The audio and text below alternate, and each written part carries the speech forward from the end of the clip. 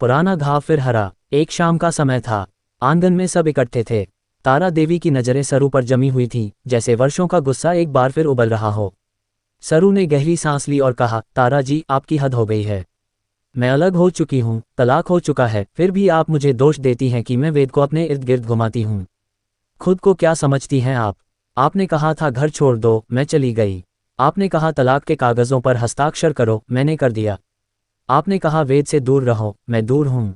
लेकिन अगर इतना सब करने के बाद भी वेद को मेरी परवाह है, तो इसमें मेरी क्या गलती है? सवाल करना है तो उनसे कीजिए। मुझे माफ़ करें, लेकिन इससे ज़्यादा मैं न आपकी मदद कर सकती हूँ, न करूँगी। सरू की बातें सुनकर कमरे में सन्नाटा छा गया। शाबाश, जो तारा देवी की बहू है, आगे बढ़ी और बोली, वाह सरू, तुमने सही कहा। मुझे तुम पर गर्व है। और तारा जी, सरू बिल्कुल सही कह रही है। आपका हक सिर्फ वेद पर है, सरू पर नहीं। आप वह हक खो चुकी हैं। तारा देवी का चेहरा क्रोध से लाल हो गया। उसी समय कोई बोला, तारा आंटी, प्लीज़ इतना नाराज मत होइए। मेरे लिए रुकिए। सरू की बातों को नज़रअंदाज कीजिए। एक बार अगर वेद आगे बढ़ गया तो वह खुद सरू को भूल जाएगा। बात यहीं नहीं रुकी। नज़रें चंदा पर गईं। चंदा शांत बैठी थी, लेकिन तारा देवी ने उससे पूछा, चंदा, तुम नज़ हो ना? हाँ, मैं यूनिटी बहुविषयक चिकित्सालय में काम करती हूँ। अच्छा, अंधेरी शाखा में या बांद्रा में? बांद्रा में, लेकिन वो तो कब का बंद हो चुका है। चंदा थोड़ा असहज हुई। शायद मैं पहले बांद्रा में थी, फिर बंद होने पर अंधेरी शाखा में चली गई। तारा देवी ने व्यंग्य से कहा, बड़ी भाग्यशाली हो तुम। लोगों की सेवा करती हो, पैसे भी मिलते हैं, पुण्य भी। घर में कौन कौन है? बस मैं और मेरी माँ। केवल माँ? नाना नानी? हाँ, नाना जी हैं। तारा देवी के मन में शक गहरा गया। छोटी मोटी घटनाएं होने लगी, कभी चंदा को चोट लगी, कभी कोई सामान गायब। दादी ने एक बार डांटा भी, आज तो बच गई, लेकिन इस नकली पोती का सच मैं जरूर सामने लाऊंगी। हमारे परिवार के साथ कोई गलत नहीं कर सकता। नया रिश्ता और पुरानी यादें। कुछ दिन बाद निहारिका आई, एक पुरानी सहेली। उनके साथ उनकी बेटी वामिका थी। वामिका ने अभी अभी शल्य चिकित्सा में उच्च शिक्षा पूरी की थी और अपना अस्पताल खोलने वाली थी। तारा देवी की आंखें चमक उठीं। निहारिका बोली, तारा, तुम बिल्कुल नहीं बदली। और वामिका, यह मेरी बेटी है। बातों बातों में विषय वेद पर आया। तारा देवी ने कहा, वेद अब आधिकारिक रूप से अपनी पहली पत्नी से अलग हो चुका है। वह जीवन में आगे बढ़ना चाहता है। मेरे बेटे को मैं जानती हूँ, वह मेरी हर बात मानता है। निहारिका मुस्कुराई। वामिका भी बहुत खुले विचारों वाली है। उसे वेद के अतीत से कोई आपत्ति नहीं। हमारे परिवार बराबर हैं और रिश्ता वहीं टिकता है जहां बराबरी हो। तारा देवी बोली, मुझे वामिका बहुत पसंद आई। बिल्कुल वैसी लड़की जैसी मैं वेद के लिए चाहती थी, उसके लायक। उसी शाम रसोई में शाबाश ने तारा देवी से पूछा, मामी जी, वेद के लिए दूसरा रिश्ता ठीक कर रही हैं? तारा देवी सख्ती से बोली, तुम मुझसे सवाल करोगी? मैं सास हूँ तुम्हारी, वेद की माँ हूँ। उसके भविष्य के लिए क्या सबसे अच्छा है, मुझे पता है। पहले भी मैंने लड़कियों की तस्वीरें दिखाई थीं, वह नाराज हुआ था। इस बार मैं अपने तरीके से करूंगी। अगर तुम सच में उसकी भलाई चाहती हो तो चुप रहो। सही समय पर मैं खुद वेद को बताऊंगी। सरू की वजह से मेरा बेटा बहुत दुख झेल चुका है।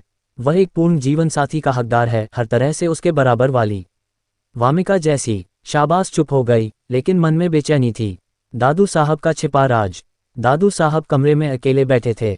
उनका चेहरा उदास था। महिरी उनके पास आए और बोली, दादू साहब, आपको लग रहा है ना कि कुछ कहना चाहते हैं।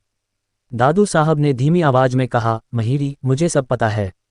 सालों पहले का राज, लेकिन मैंने वचन लिया है, सच नहीं बताऊंगा। जिस परिवार को मैंने सालों सपनों में देखा, आज वह मेरे सामने है, लेकिन मैं गले नहीं लगा सकता। महिरी की आंखें नम हो गईं। लेकिन दादू साहब, सच आए या ना आए, ये हमारा परिवार है।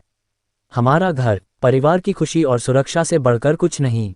चंदा, वह झूठी है, पता नहीं किस मकसद से आई है। महिरी बोली, मैं उसे परिवार के साथ कुछ गलत नहीं होने दूंगी। मुझे लगता है किसी को जान का खतरा है। कहीं चंदा का इससे संबंध तो नहीं? दादू साहब ने रहस्यमयी ढंग से कहा, मेरे दुश्मन सालों से बहू और पोती को ढूंढ रहे हैं मारने के लिए। महिरी चौंकी। कौन है वो दुश्मन? दादू साहब चुप हो गए। महिरी ने वादा किया, चिंता मत कीजिए, मैं परिवार के सामने ढाल बनकर खड़ी रहूंगी। चंदा को बाहर करूंगी, कुछ गलत नहीं होने दूंगी। भावनाओं का तूफान। दिन बीतते गए। वेद और वामिका की मुलाकात हुई। पहले तो वेद हिचकिचाया, लेकिन वामिका की सादगी और बुद्धिमत्ता ने उसे प्रभावित किया। दोनों घंटों बातें करते रहे। वामिका बोली, मुझे आपके अतीत से कोई समस्या नहीं, हम नई शुरुआत कर सकते हैं। वेद मुस्कुराया, लेकिन दिल में सरू की याद अभी भी थी। उसे एक गाना याद आया जो सरू को बहुत पसंद था, केसरी केसरिया तेरा जब से दीदार हुआ। वह मन ही मन गुनगुनाने लगा। इधर सरू को खबर मिली। वह अकेली बैठी रोई, लेकिन बोली, अगर वेद खुश है तो मैं चुप रहूंगी। चंदा का रहस्य गहराता गया। एक रात किसी ने उस पर हमला करने की कोशिश की। वह बाल बाल बची। तारा देवी ने जांच शुरू की। पता चला कि चंदा का अस्पताल वाकई बंद हो चुका था और उसके परिवार की कहानी में कई विरोधाभास थे। अध्याय 5, बड़ा खुलासा और नई सुबह। अंत में एक बड़ा दिन आया। परिवार इकट्ठा था। दादू साहब ने आखिरकार अपना राज खोला। चंदा असली पोती नहीं है, वह दुश्मनों की भेजी हुई है। लेकिन असली पोती तो, और उन्होंने महिरी की ओर देखा। सब स्तब्ध रह गए। महिरी ही असली पोती थी, जिसे सालों पहले छिपाया गया था सुरक्षा के लिए। चंदा पकड़ी गई। वह वाकई दुश्मनों की जासूस थी, लेकिन अंत में उसका दिल पिघल गया और उसने सच बता दिया। वेद ने वामिका से शादी कर ली। सरू ने अपनी जिंदगी नई दिशा दी। वह एक संस्था चलाने लगी। तारा देवी को एहसास हुआ कि प्यार को जबरदस्ती नहीं बांधा जा सकता। दादू साहब की आंखें नम थीं, लेकिन अब परिवार पूरा था। घर में फिर खुशियां लौट आईं। पुराने घाव भर गए, नई डोरें बंधीं। जीवन फिर चल पड़ा, थोड़ा दर्द, थोड़ी